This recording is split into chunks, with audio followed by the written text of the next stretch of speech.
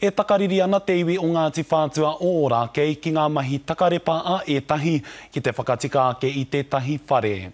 E takariri ana i te mea kei mate rātau te utu i ngā miriona tāra ki te whakatika. Ko Ngāti awa ngā kaiwhakahaere ko Ngāti Whātua o Ōrākei mo taku he ngā kaiwhakahaere o te whare kaumātua o East Cliff ki Ōrākei, nā ngā heme hunuku i ngā kainoho toru te kaumā whā ki wāhi ke atu kia tika rā no te whare. I haere ake a ripeka timutumu ki te kapo ake i ngā kōrero o te wā. Tōna tikanga he wāhi whakatā tēnei, engari i naia nei he wāhi whairaru nui ke. Kei te riri ahau, me ngā uri, mō tēnei tūmomo āhuatanga. No te tau 2002 ki te 2005 ka hangaia e Ngāti Whātua o Ōrākei ngā whare nei. He whā te koutou ki muri ka noho tā ute te iwi ki e nei whenua o Takaparawha.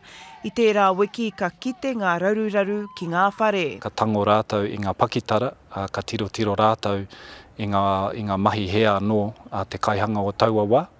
He ngoi kore ngā pakitara, kei roto i nei whare, me te kore o te ahi haumarutanga i roto i nei whare, nō reira. Ka hunuku atu ngā kainoho toru te kaumāwha o te kotahirau ono te kaumātahi ki te pokapū o Tāmaki Makaurau.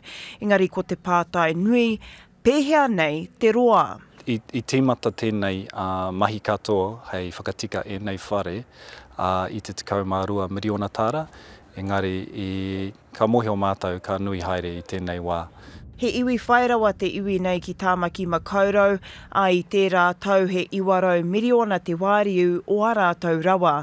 Mā tēnei raru a whare, ka raru hoki o rātou ake whare pūtea. It's the frustrating thing. We just don't know, how long all of this is going to take. It's very urgent that the residents do move for their own safety, and we're working with everyone.